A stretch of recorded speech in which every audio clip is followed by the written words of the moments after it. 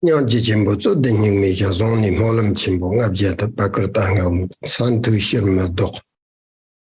Tumba to Jala give Shansar, Tsirkundum, Wumbo Jampria, Rigid Dapper, Tony, Rogan La, Shanship, Chopi, Lamzan, Senzat, Jasi, Shivala, La, Shansalo, Kala Simjitamba, Rinchin, Chibate, Kala Shansal.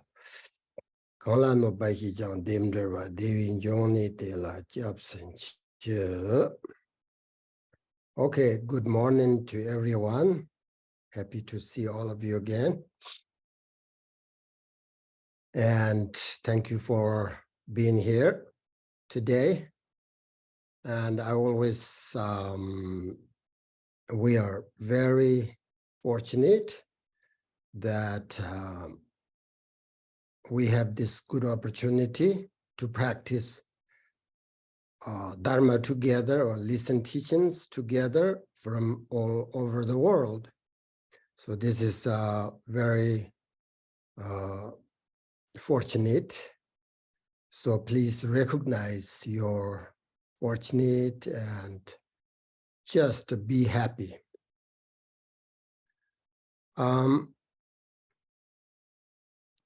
Again, before the teaching, as you know, all the time, I remind everyone about the importance of generating bodhicitta, correct your motivation, and be kind. The reason for this is that regardless of what kind of Dharma activity you are engaging in, whether listening to teachings or practicing meditation or whatever, it's extremely important that we do so with the motivation of bodhicitta. For that reason, I speak about it as much as I do, because if one person is able to generate bodhicitta, then this person will be able to help and benefit so many beings in the future and right now. So therefore, whatever you're doing, do it best on bodhicitta, whether spiritual thing or worldly your sort of activities, whatever. I can tell you this, even if Buddha Shakyamuni were sitting right here in front of you and teaching us,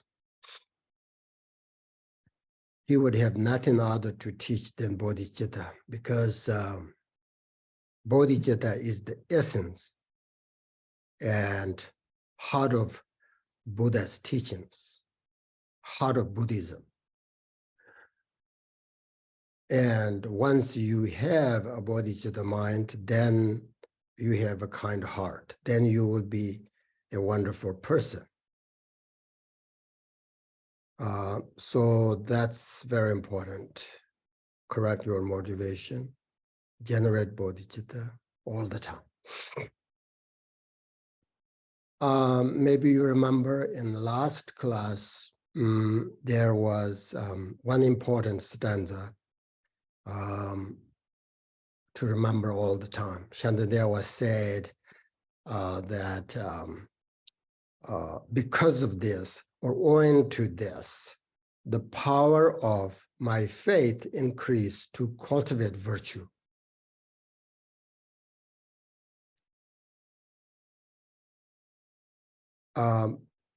Because of this it means the 6 pāramitās that Shantideva is going to teach, at that time, because of that, the power of his faith increased so that he can cultivate virtue.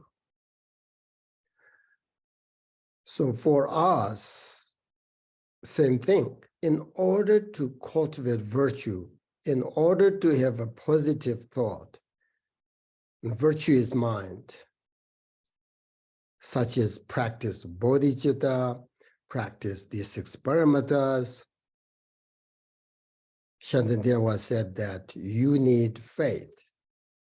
Without faith or belief in this teaching, this practice, we cannot cultivate virtue.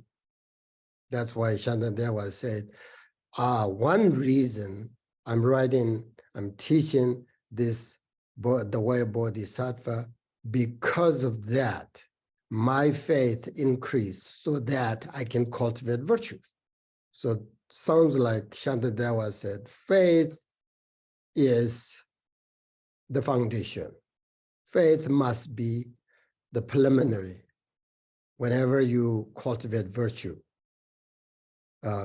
In your language, which means faith is belief, believe in the teachings, believe in yourself, believe in, you can generate bodhicitta. If you believe that, increase your trust in faith and devotion, then you can cultivate virtues. So I think this is very important to understand and remember all the time. Because when you think about your practice, it is not based on your faith, then it will not be stable, right? It will not be stable. You will change your mind all the time. Oh, I'm practice bodhicitta, it doesn't work, maybe I will change something else. I'm not sure about this teaching. I don't like this stanza, I like that stanza. You always change your mind because your faith is not stable. So faith is the foundation. So we must believe in the possibility of spiritual growth and in our own potential. That's why Shantideva that says the first one reason is, he said, owing to this, the power of my faith increased to cultivate virtue. And then he said, moreover, if someone else with a disposition like my own examine this, it may be meaningful. I mean, you have to contemplate on this stanzas when we teach, and you receive, you learn. So you have to remember importance of these stanzas, the meaning, the teachings put into your life. So then as we practice with confidence, we will experience the truth of teachings, right? So that's just, I want to remind you. And now I'm going to start the text. As you know, remember last time we talked about it, but there are two main sections, like, subject in Tibetan is kind of like sections or topics for this text, okay? That is the explanation of the preliminary section and the explanation of the main sort of body of this text. So we already finished the preliminary sections, which is like homage to the Buddha, and Shantideva made a commitment, all of that. That's what we call preliminary section. So we've done that. Now the explanation of the main body of this text, which is about the 6 pāramitās, right? 6 pāramitās.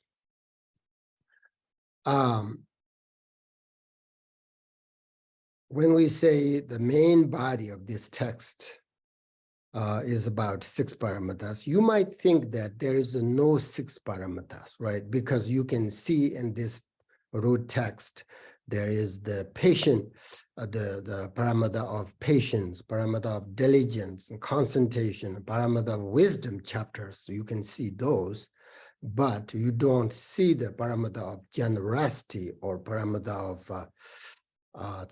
the discipline. in this text. So I will, that there is an Indian master called Kanhapa or Tibetan Nakpopa in Tibetan. He has a great commentary on the way of the Bodhisattva. Probably he came to in, I think, 19th century, around that area. I'm not exactly sure, but he had, remember I said like there was 10 commentaries from Indian masters, but maybe now 8 commentaries. I'm not so sure. But one of this Nakpopa's commentary is very famous. And according to his commentary, the first 2 chapters, the benefit of bodhicitta, right? And confession of negativity chapter, right? And then the last 10th chapter, dedication chapter. These 3 chapters are about the paramita of generosity, okay? And then the 3rd chapter, the fully adopting bodhicitta chapter, right? And then carefulness and awareness chapter. These chapters are about the paramita of discipline. So same meaning, generosity. So they are completely there. This text, the main text, this body of main text, and their explanation of all the 6 paramitas. Okay.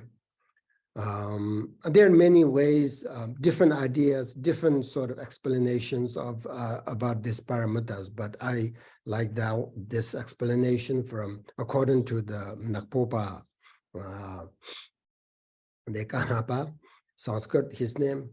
And then according to our lineage, the Baptism, which is instruction, he summarize the entire text into 4 parts based on a bodhicitta aspiration prayer by the great Buddhist master Nagarjuna. You all know this, right? May spirit and precious bodhicitta take birth where it is not a reason, where it is made never but continue to grow forevermore. This is basically about this way of bodhisattva. So the first 3 chapters, the benefit of, I'm talking about according to Baptism, which is how he sort of put them together and makes, give the summary, So the Baptism, which said that the benefit of the first chapter, bodhicitta chapter, confession of negative chapter, and then fully adopting bodhicitta chapter. These 3 chapters that give rise to the precious bodhicitta where it has not arisen. Okay, chapter 1, chapter 2, chapter 3. That's that. And then the next 3 chapters, the carefulness chapter, awareness chapter, and patience chapter, these 3 chapters that prevent the decrease of the precious bodhicitta when it has arisen. Okay, chapter 4, chapter 5, chapter 6. And then the next 3 chapters, the diligence chapter, concentration chapter, the wisdom chapter, these 3 chapters that not only prevent the decrease of the precious bodhicitta, but cause it to increase more and more, okay? That's the chapter 7, chapter 8, chapter 9. And then the last chapter, which dedicates all the virtues that has been accumulated through the practice of these 6 paramitas, or this text for the benefit of others. That's the chapter 10. So this is the Baptism, which is summarize whole entire this text based on Nagarjuna's very famous, this prayer. We always recite this prayer, right? So when you recite this prayer, basically you are reciting the whole entire the text, the way of Bodhisattva. So this is important to understand because many commentaries of Tibetan masters, they followed this summary of baptism, which is, this oral instructions that is based on Nagarjuna's aspiration bodhicitta prayer, right? So may Supreme Precious Bodhicitta, this prayer is so important prayer. That is so I'm going to continue, teach the way of Bodhisattva based on this prayer, baptism, which is the summary. So there are other different kinds of commentaries, different way to explain the whole text of this 6 pāramitās, but I'm going to keep the baptism, which is instruction. That's what my teachers did too. So that's very important to understand. Before we start the main text, the main explanation of this text, okay? That's the summary. Because once you know the summary, you have the whole picture of the topic, the meaning of this whole text. So that's why I always like to give the summary as much as I can, because then you know what the meaning of this text. Now, to begin with the first chapter of the way of Bodhisattva on the benefits of the generating bodhicitta, right? And this, again, it has 2 sections. The first is explaining the physical basis necessary for developing bodhicitta. And second is explaining the mental basis necessary for developing bodhicitta, okay? So these 2 bases or sport are necessary for generating bodhicitta, right? So if you are an intelligent person, you would think, this text, the whole text, the meaning of the way of Bodhisattva is basically bodhicitta, but what kind of person should be able to generate bodhicitta? Then you need to think that there's physical, a basis that you need in order to generate bodhicitta, and their mental basis necessary generate for bodhicitta. So that's Shantideva is going to explain to us, right? So it's like soil and seeds are necessary for growing plant and vegetables, right? So we need the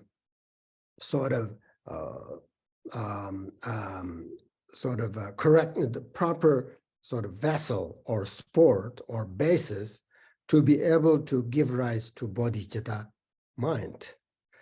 That's why now the first stanza explains the precious human body. Precious human body is a basis for developing bodhicitta, okay? So therefore, the first explaining the physical, we call Li Tin. Li means like physical, Tin means like the foundation, the basis, that sport, so that you can develop bodhicitta. Without this physical sport, you are not able to generate bodhicitta. So it's important, okay? So the stanza says, by the way, if you have the root text, the way of Bodhisattva, you should look. This is now we are studying the main the topic of this teaching. So that is, it says these freedoms and advantages are extremely difficult to obtain. Now that we have the chance to realize the full human potential, if we don't make good use of this opportunity, how could we possibly expect to have such a chance again.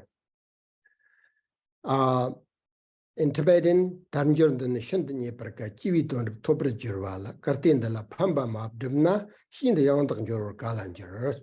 So I give you a little bit the first verse here explaining the precious human life is difficult to obtain, right? Which is the freedoms and the advantages. So that's what we, and then second verse here explains, you know, once you obtain the precious human life, you should recognize that it is very precious. It is very beneficial. It is very valuable. You know, that's very important to understand, because if it's not very precious, then there's no point. Even it's difficult to obtain, right? It's like, for example, there's a story, you know, like there's this example, like there's a blind turtle lives deep down the ocean, right? And come up to the surface only once every 100 years. And then there is also a piece of wood with a hole in it, and it's called, we call it yoke, right? And this piece of wood, yoke, it goes around the ocean, you know, by the waves, you know. So the yoke doesn't stay, right? So the yoke and the turtle meet is extremely difficult, because turtle is, you know, has no eyes, it's blind, and turtle come up once every 100 years, right? And then the yoke doesn't stay in a one place, move around on the all over the ocean, right? But it's possible. There may chance sort of, you know, of their meeting, you know, turtle and yoke. But you think that's so extremely difficult to meet, difficult to, you know, the turtle and the yoke, right? But even though, you know, there's no point, even it's extremely difficult to find to each other, but even though they do, what is the point? There's nothing point, right? But precious human life is kind of like difficult to obtain, like that kind of example, you know, it's difficult, but it also very beneficial once you obtain. So it's not like turtle and yoke, you know, find each other, but there is no point. What is the point? What is the value, you know? But precious human life is difficult to obtain and find like that, but there is a point. It's very precious. It's very valuable. So that's why Shantideva said, don't waste it once you have it. So, you know, remember Buddha said in one sutra that the number of virtuous people in the world is only as big as amount of sand that can fit on your fingernail.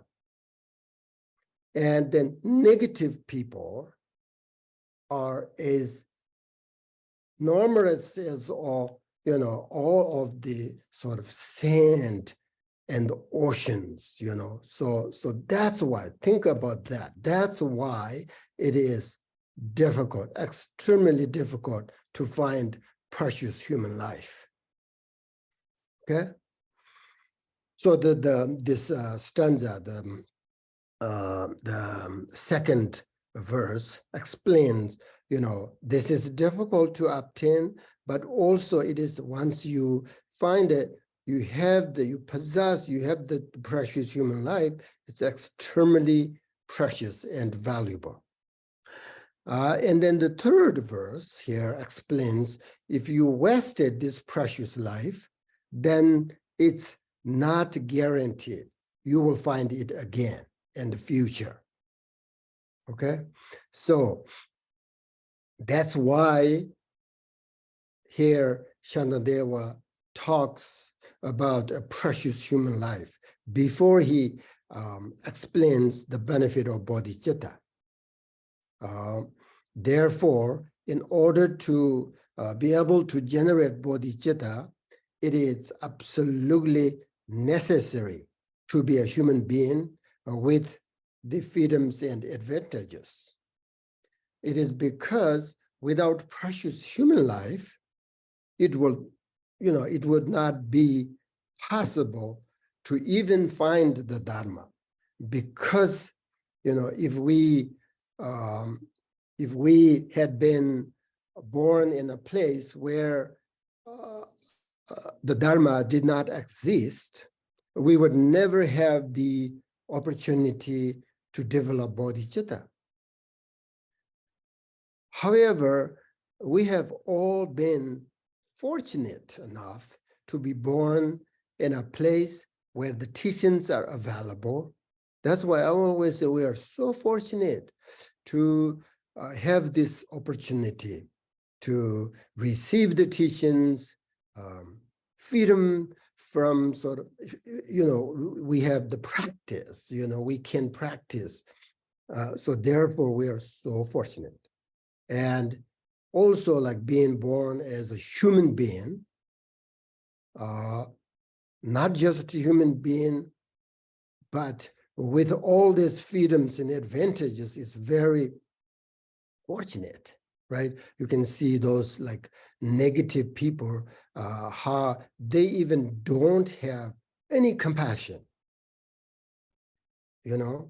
or you can think of all this, people have their senses don't work, they can't hear, they can't speak, or some people born as where there is no Dharma exist, so it's so difficult to find and easy to lose this precious human life and these opportunities. As Bhakti Rinpoche said, it is difficult as a blind person accidentally finding a precious treasure in the garbage.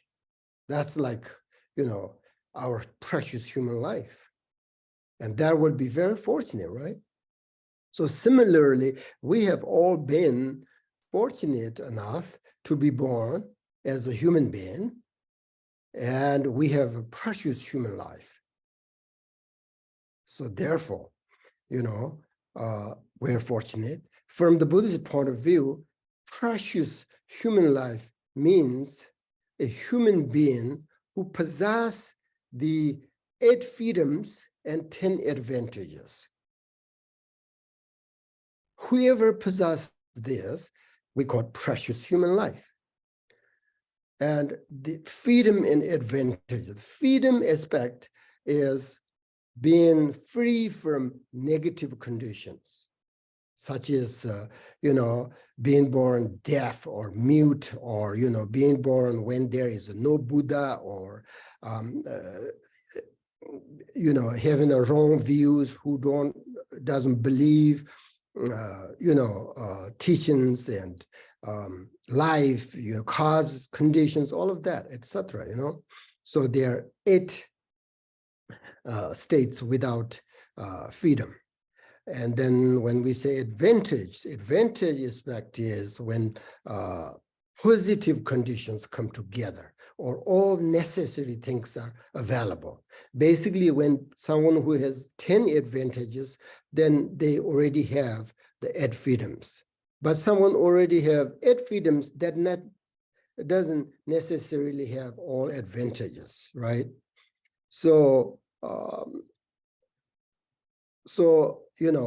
this, when, positive sort of conditions come together, meaning, to be as a human being with all the, what do you call it, the senses, right? Sense faculties functioning perfectly, and having a healthy body, having a healthy mind, and having the freedom to practice Dharma. And the Buddha has taught the Dharma. His teachings still exist. and are practiced. And we also,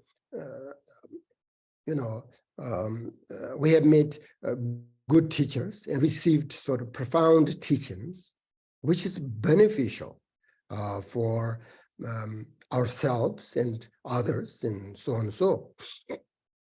Otherwise, if we don't have teachers and receive teachings, then it's difficult to meditate and practice no mistakenly, right? But so we all have these opportunities. We're fortunate enough to be born a human being with all these freedoms and advantages. But if we waste all these opportunities and do not take advantage of them now, then this stanza says, how will we, will we obtain sort of similar situation and opportunities again in the future? There's no guarantee, right? So according to Bodhicitta, which is instructions, we need to contemplate on freedoms and advantages of precious human life, right? When you start practice the outer preliminaries, inner preliminaries, I always let you practice every single day the outer preliminaries for 20 minutes. You start with precious human life, impermanence of life, that. So Bodhicitta, which is instructions, more detail, like he, according to his instructions, we need to practice this, let's say like 8 freedoms. You go step by step. And 10 advantages, you go step by step. Think one thing, contemplate on one advantage one day, and then move to the next advantages in the freedom, like that. You go step by step until we fully recognized and experienced. It's difficult to find. Oh, yeah, now we say, verbally, like we, intellectually we understand, oh, precious human life is difficult to obtain, but maybe that's not you really recognized or experienced. But when you step by step, go step by meditate or contemplate on that, you will feel it. You will really know it. Oh, this is so important, difficult to find. Now I have it. You appreciate your life. That means also you don't want to waste. You want to do something meaningful. That's why we call this thought change your mind. That's why we call 4 thoughts changes your mind. If it doesn't change your mind, that means you are not properly meditate on it, because then it's just intellectual understanding. But if you, I guarantee you, if you really understand how difficult to obtain this precious human life, you feel different. It will change your mind. It will change your life, because it's just very precious, and it's also impermanent, right?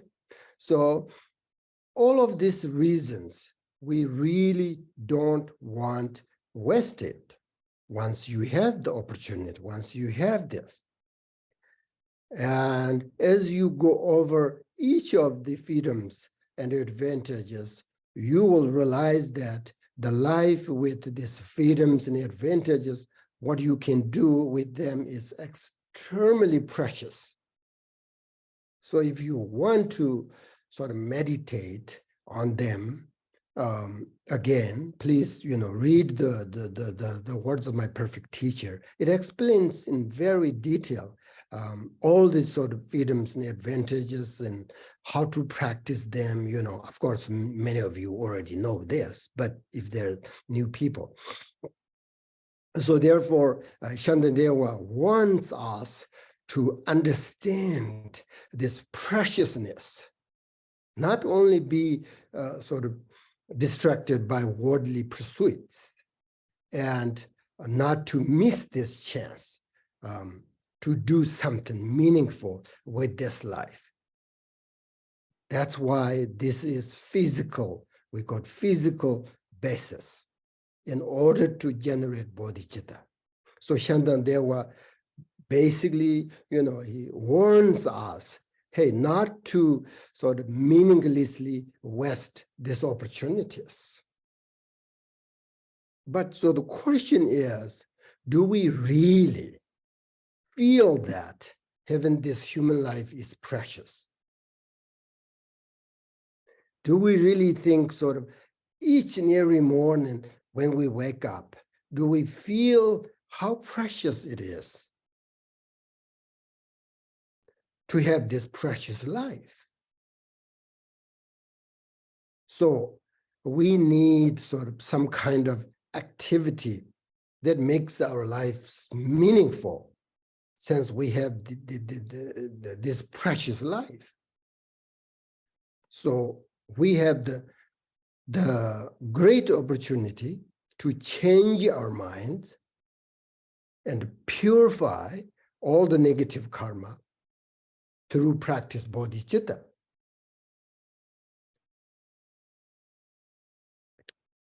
That being the case, bodhicitta alone is the extraordinary antidote, able to purify all this negative karma we accumulated so long, completely. So generating bodhicitta not only purifies negative karma, but it also brings a lot of benefit in this very lifetime. So therefore, in order to develop bodhicitta, we need the precious human life. Therefore, Shantideva talks about the precious human life here, right at the beginning of, before he talk about the benefit of bodhicitta. Bodhicitta is extremely important develop, but what kind of, being be able to generate bodhicitta? That's why someone who has these freedoms and advantage, precious human life, will be able to generate bodhicitta. So if we waste it, then it's no guarantee in the future. It is true that we show our interest in the Dharma, right? But this alone is not enough. In order to receive their benefit, we must put these teachings into practice. Okay? That is the sort of explaining the physical basis necessary for developing bodhicitta. Now, the second is explaining the mental basis necessary for developing bodhicitta. That is the stanza for that. It says, Jirtan Sammo Manaktan Ramna, Longika Chiramna Tombatar, Devian Sarginte Jalamna, Jiktan Sonum Lodu Tanganjong. So says, just as a flash of lightning on a dark, cloudy night, for an instant brightly illuminates all. Likewise, by the power of the Buddha, a wholesome thought arises occasionally in worldly sort of beings, worldly, human being. So this stanza talks about, now this is the second, right? The mental basis. This is very important. But the virtuous attitude and positive mind as a base necessary for develop bodhicitta. That's basically this stanza talking about. So virtuous attitude and positive sort of mind.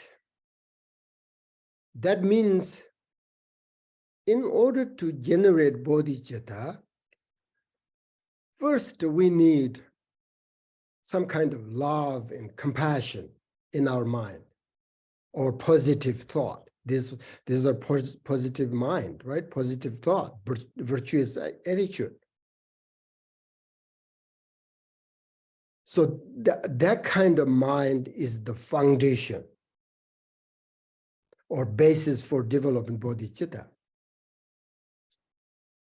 So you can see, like, sometimes people, even like human beings, who have no love and compassion, their mind is so dark, so evil, so unvirtuous, right? Those kind of people never ever generate bodhicitta. In order to generate bodhicitta, you have to have some kind of love and compassion that basis for developing bodhicitta.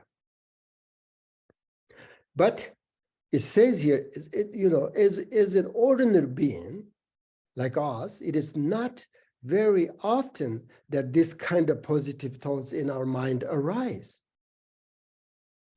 So Shantideva gives example of like how it is real or not very often that sort of ordinary being or worldly beings are interested in Dharma practice and have a virtuous mind.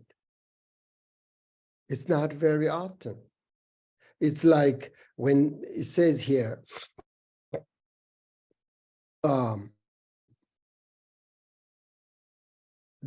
dark, cloudy night. So this means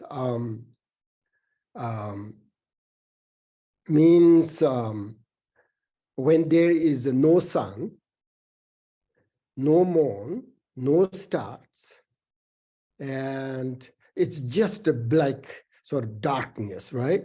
Without sun, without moon, without star, any light, no light, then there's black darkness. The sky is completely sort of covered by these thick clouds, right? Completely dark. But then sometimes, for a second, everything is illuminated by a flash of lightning. You know that, right? That's like ordinary being's mind. In the same way as in this example, okay, the worldly beings or ordinary beings' mind is usually, covered by strong these sort of afflictions, right? So they don't have the realization of the nature of mind, the nature of emptiness, the nature of everything. So it's like, night without sunlight. And ordinary being's mind is covered by negative emotions, strong negative emotions. So they don't have genuine bodhicitta. So it's like black darkness without moonlight. I'm going to explain these examples. And then without star means, in the ordinary being's mind is covered by this, this grasping, this selfishness, right? Selfishness. So it's like the sky is completely covered by thick clouds without the stars. So worldly beings don't know what to adopt, don't know what to avoid. But then sometimes, through the power of the teachings of Buddha, a positive thought arises in worldly being's mind. Sometimes you have love, sometimes you have a compassion. That is like, it's for a second, everything is sort of eliminated by a flash of lightning. But it's very short time, 20 4 hours almost, we as ordinary beings' mind are covered by all these afflictions, negative emotions, selfishness, and grasping all of that. We don't have realizations of nature of emptiness. We don't have genuine bodhicitta, nothing. But sometimes we're fortunate still, through the power of teachings of Buddha, then sometimes we have positive thought, but it's very short time. This positive thought, that is the mental basis for developing bodhicitta. So in order to develop bodhicitta, you need this kind of positive mind. Otherwise, there's no chance to generate bodhicitta. But once you have freedom's advantages, that means precious life. That means you already have the mental basis for developing bodhicitta. That's why very precious. So from Shantideva's perspective, these sort of glimpses of a positive mind or awakened mind have a great power and sense of potential and possibility. Therefore, it is the foundation. It is the basis for generating the precious bodhicitta. So therefore, it's very precious, even it's very short time. Because without this positive mind, positive thought, without this potential, we would never be inspired to practice Dharma and to find the Mahāyāna path. I mean, you can see this human beings, as Buddha said, right? 99% human beings, no possess precious human life at all, even though they are human beings. So therefore, how fortunate are we?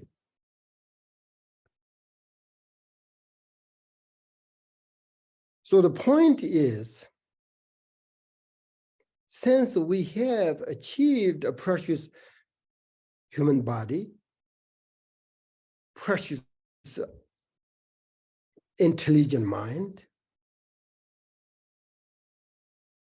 and there is a strong desire and aspiration to practice Dharma in our mind,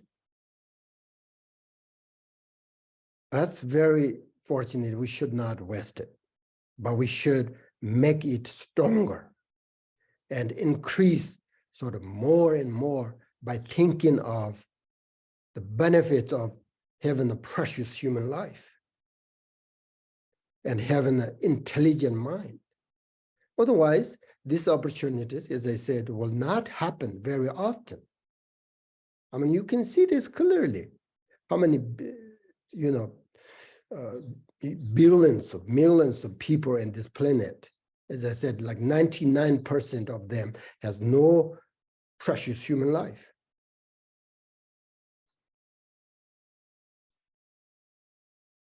So in order to develop positive mind and virtuous attitude, it is very important to have a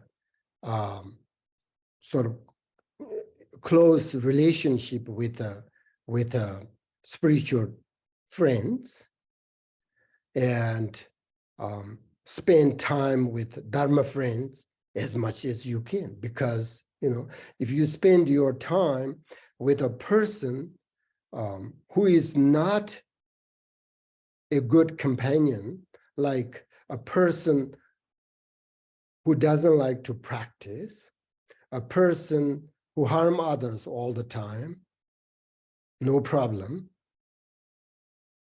If you spend time with that kind of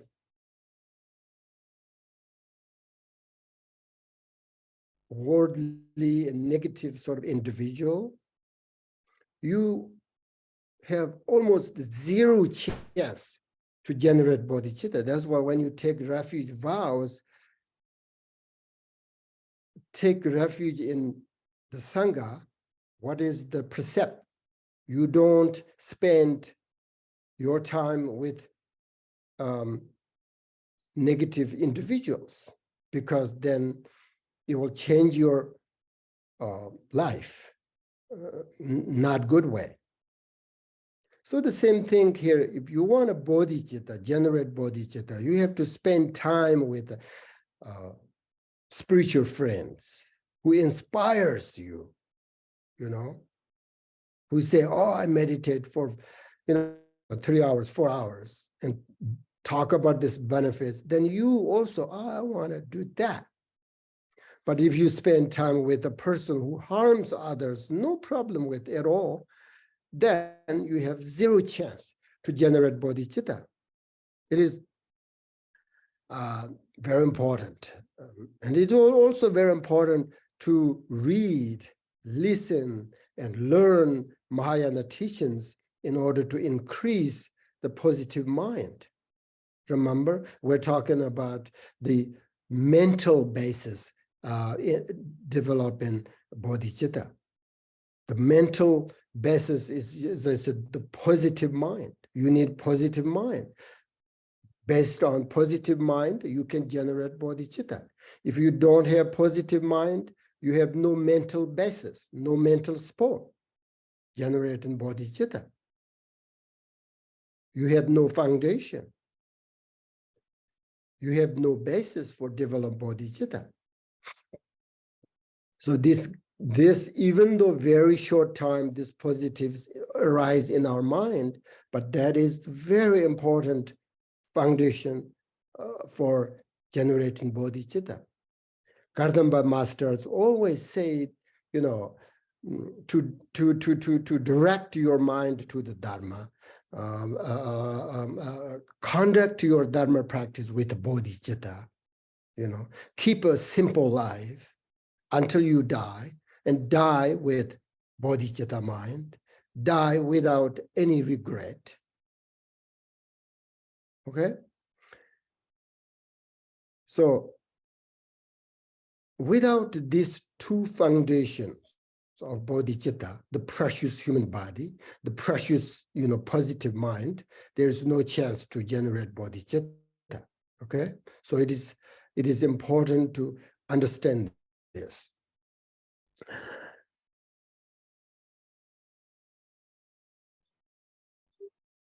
So the practice and the bodhisattva's way of life is a matter of gradual training through reasons and investigations, right?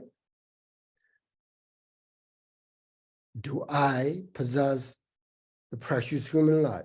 Do I have these positive thoughts? You always investigate yourself. Like why we need to engage in this bodhisattva's way of life and practice bodhicitta. What are the benefits of learning these teachings for, ourselves and others? So you have to contemplate these teachings. And if you read these teachings, over again and again, you will understand how it is important to practice bodhicitta. That's why Patrul Rinpoche, wherever he go, he took the Way of Bodhisattva book, he never separated. You will understand the benefits of this Mahāyāna teaching. Then that also helps and inspires you to generate bodhicitta and to not waste your precious human life. Okay? Now, the next stanza talks about the benefits of generating bodhicitta. Now you understand, in order to generate bodhicitta, you need these two bases, right? Mental and physical. Once you have that, then next is you need to understand, why do I need generate bodhicitta? What is the point? What is the benefit? That is the next stanza, this whole chapter, the first chapter, will explain the benefit of generating bodhicitta. So as we talked about above, the first Shantideva wants us to understand the foundations of bodhicitta. You know, I didn't tell you this again, which is the physical sport and mental sport. We already talked about that, these two sports. Now the second Shantideva wants us to understand the benefit of bodhicitta in general. And then after that, Shantideva will explains like the benefits of bodhicitta in detail, which is the benefits of aspiration bodhicitta, the benefits of the action bodhicitta, all of that. But here he explains the benefits of bodhicitta in general. So this is so important to know, because if you have the foundations and if you deeply understand the benefits of bodhicitta, it will inspire you to develop bodhicitta, right? If you want to make money and you have a business and you go somewhere, oh, this business is so great, successful. If you go there, you make this much money.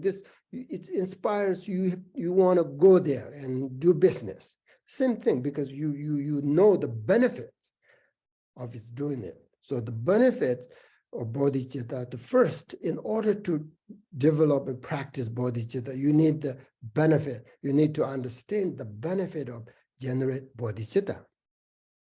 So the root text says here, thus, virtue is always with, and the great power of negativity is extremely overwhelming. If not perfect bodhicitta, what other virtues could overcome this negativity? So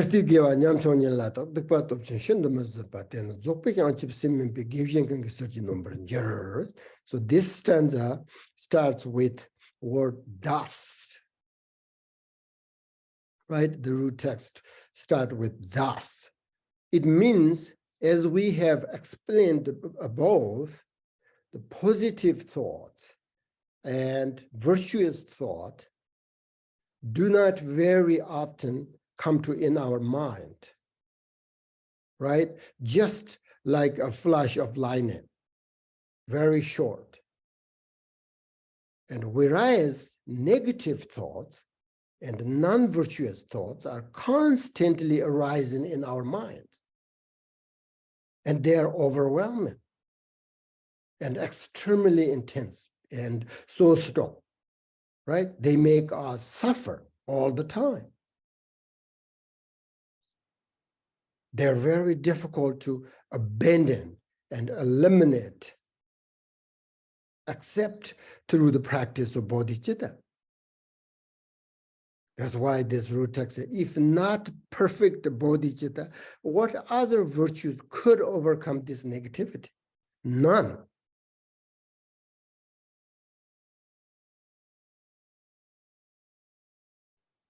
So Shantideva says here that there is no other practice that could overcome and can eliminate all this strong negativity. There's none, right?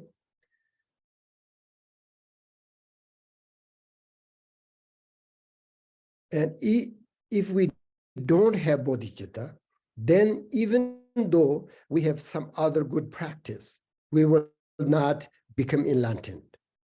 We will not be able to eliminate all this overwhelming sort of like negative emotions.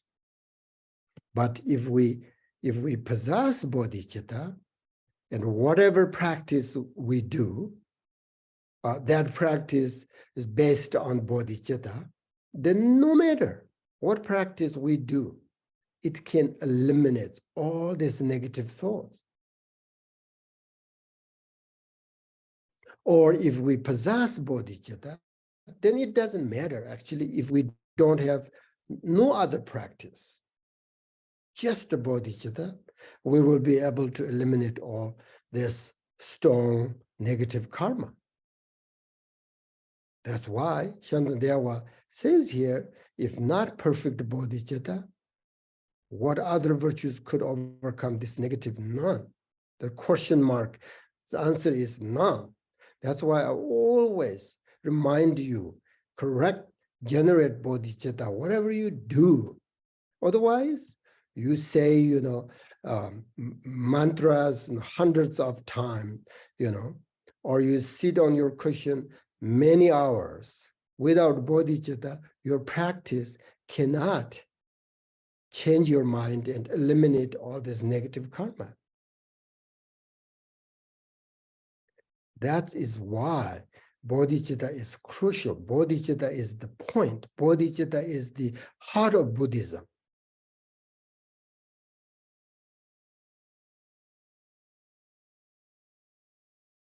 So why Shantideva, said like, there is no other practice that can eliminate our negative karmas. The reason for Shantideva saying this is that for many times and ages, the Buddhas and Bodhisattvas constantly reflected upon this bodhicitta, and they deeply focused on which practice brings happiness into our life, into all other sentient beings. I mean, that's Buddha's Bodhisattvas' responsibility, their job. What kind of practice is a benefit for the other sentient beings? From that, the Buddhas and Bodhisattvas have seen that the only method that brings temporary and ultimate benefit to all sentient beings is the bodhicitta. That's why this stanza, next stanza, says all the Buddhas who have contemplated for many eons have seen bodhicitta to be beneficial. Through bodhicitta, immeasurable multitudes of beings will quickly attain the supreme state of bliss. So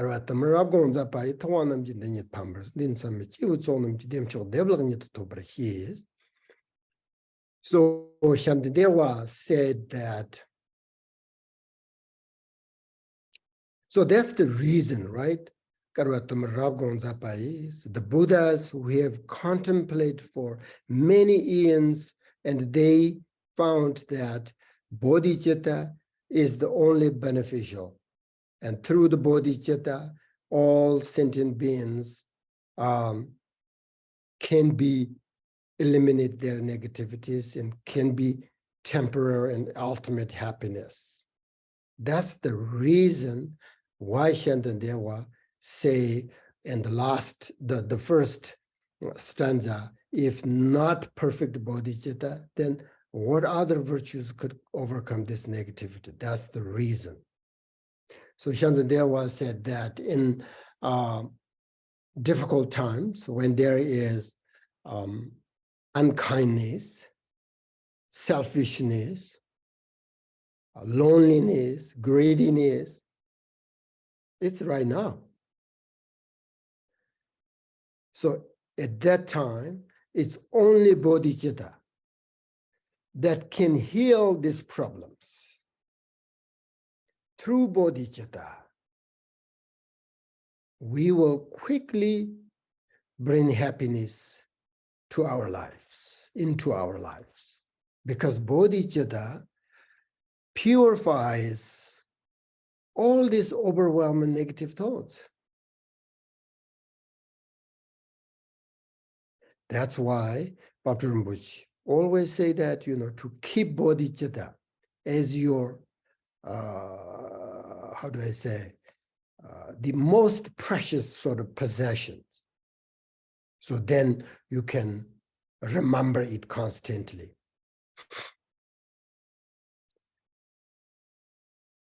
In the West, people usually think that, oh, we have all this sort of methods and different ideas, different sort of cultures and all of these things. It's actually for happiness. People want happiness. That's why we all have this, science, and everybody, all this technology and all this money and everything. What is this for? For happiness. And if you have no money, of course, money will bring you comfortable happiness. But if you have millions of money, if that's the case, only money can make you happy, brings happiness and comfortable. Then people who have millions of billions of dollars, they have no unhappiness, right? They're always happy. So now in the West, people are kind of slowly wake up. Oh, outside all these things right now, we have like for example, in America, in the world, probably the strongest and the most powerful country, but how many people are suffering? Suicide, get divorced. What's wrong with that? If the money and all this makes you happy, that's the foundation. Then why we have all these problems? Buddha already knew that. Oh, these things give you temporarily happiness in sport, in comfortable. But ultimate happiness is bodhicitta. So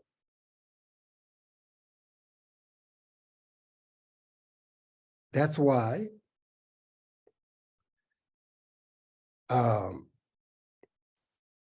when I say this, you might ask why this bodhicitta has such a power. I mean, if you have some kind of experience of generate bodhicitta, you actually know it, the benefits of bodhicitta right away. But if you don't have, just you hear the teachings of bodhicitta, especially for me, I always teach bodhicitta. But if you don't have any realization experience, then you might think, why, this bodhicitta has such power? That is because it gives us a chance to sort of go beyond this bad habits of grasping and selfishness. As I mentioned all the time, as long as our practice are based on selfishness, then no matter what practice we do, it will not eliminate these negative thoughts, because selfishness itself is the source of this negative thoughts. So I really think that your main sort of practice should be meditation on a bodhicitta, because it makes every single action of your daily life beneficial. It's not really about becoming a Buddhist. You can practice bodhicitta whether you are a Buddhist or not. It doesn't matter, even who you are. So therefore, Shantideva says that only this good heart of bodhicitta can keep us from self-centeredness, selfishness. So it is the one thing that can bring genuine happiness and remove our suffering, and ultimately cause us to achieve reach the great enlightenment. I mean, without bodhicitta, there's, I mean, no way, right? Receive enlightenment. But that's very long-term goal. But short-term, goal is like the more you practice bodhicitta, it brings happiness into your life, even though your bodhicitta is not for yourself, but the result is brings happiness into your life. That's what it is. So therefore, Shantideva guides us on how to live with a good heart of bodhicitta. And Shantideva wants us to think more deeply about this precious bodhicitta. So I'm going to stop there. So today is, we just start the benefit of general sort of benefit of bodhicitta. And also you have to really contemplate on these two bases, physical and mental. Do you have that or do you don't have that? If you don't have, how do you develop that? So therefore, we should meditate on precious human life today for a few minutes. So that means we should use the stanza. Today we talked, the reflect on the stanza that we talked today. Remember, it says these freedoms and advantages are extremely difficult to obtain. That's the first stanza. So you sort of, this will be sort of, I mean, most of you know how to meditate. This is an analytical meditation. You have to ask yourself why these freedoms and advantages are so difficult to obtain. Why? What is the reason? So many of you know the 8 freedoms. There are 8, right? Of course you know this. And then there are 10 advantages. According to the Pop term, which is the Nyingma preliminary, they have 30-something freedoms and advantages, but usually this 8 freedoms and 10 advantages. This is very common, and that we should keep that way. So you already know, most of you already know that 8 freedoms and 10 advantages. You can think of them and step by step, whether you possess all of them or not. That is and then why it is so difficult to obtain.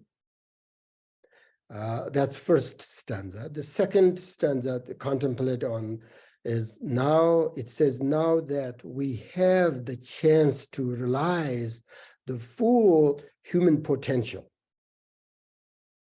Think deeply. What is the full human potential? What is potential? What is human beings' potential? So since you are able to achieve this sort of precious human life, what is your goal? What are you going to do with this precious human life?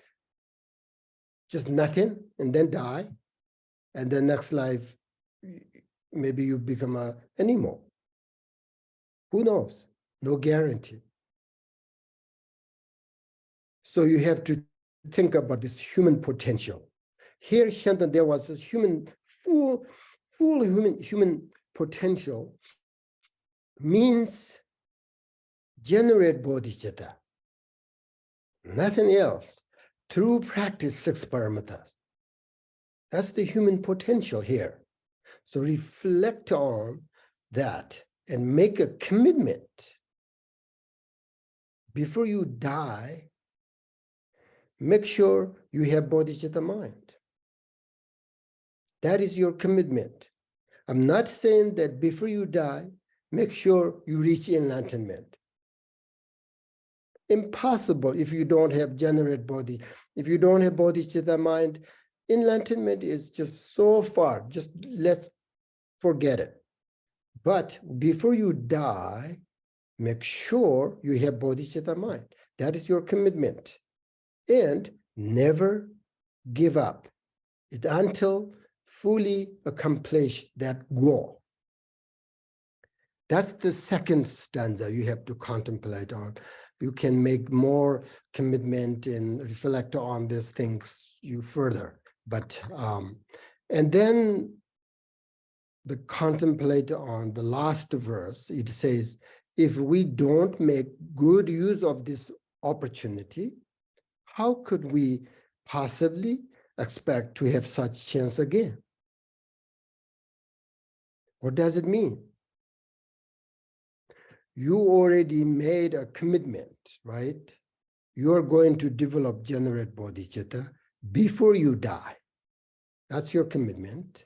I mean, if I say that's my commitment, but I'm going to generate bodhicitta before I die. But the question is, do you know when you're going to die? Do you know that? And how much time do you need generate bodhicitta? For how long? Do you know that? This stanza brings these two questions. If you don't know these two, I don't know when I'm going to die. I don't know how much time I need in order to generate my bodhicitta. If you don't know, then you need to take this opportunity right now. I don't know when I'm going to die, so I'm going to do it, practice right now. If you know, okay, I have time and I can practice generate bodhicitta before I die, I have time. If you know when you're going to die, but if you don't know, then you have to do it right away. So this practice related to the impermanence of life, the third stanza. So here you need to think that you understand how it is difficult to obtain this precious human life. And you understand it is very precious. And you understand it is very valuable. But at the same time, it's very easy to lose. You never know what will happen. And then, no guarantee again. So right now, you have all these opportunities, right? The freedoms, the advantage that includes, the teachings exist.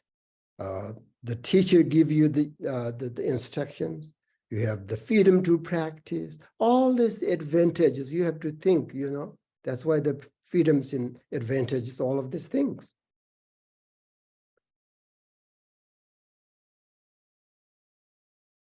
So you have all these opportunities because you possess the freedoms, advantages, precious human life. So you have all these opportunities. So you say to yourself, I'm not going to waste this precious human life. I'm going to practice bodhicitta right now, every day. So that's your commitment, right? And then you should make second commitment, my opinion. Bodhicitta is my main practice. And I'm going to practice it every day, every single day, as much as I can. That's your second commitment.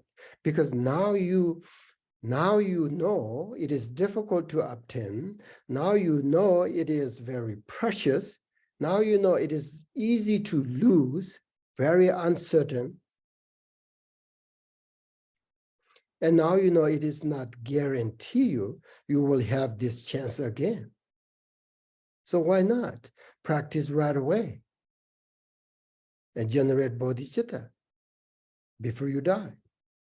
So that's why you need to use this opportunity right now. Okay? So all of this is what we call analytical meditation. So you have to contemplate on these stanzas.